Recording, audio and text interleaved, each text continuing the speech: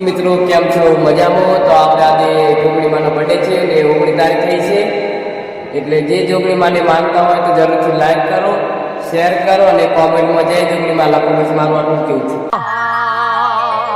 એ સુન રે મારી જોગણી કાળી ગાડી લાણી હે.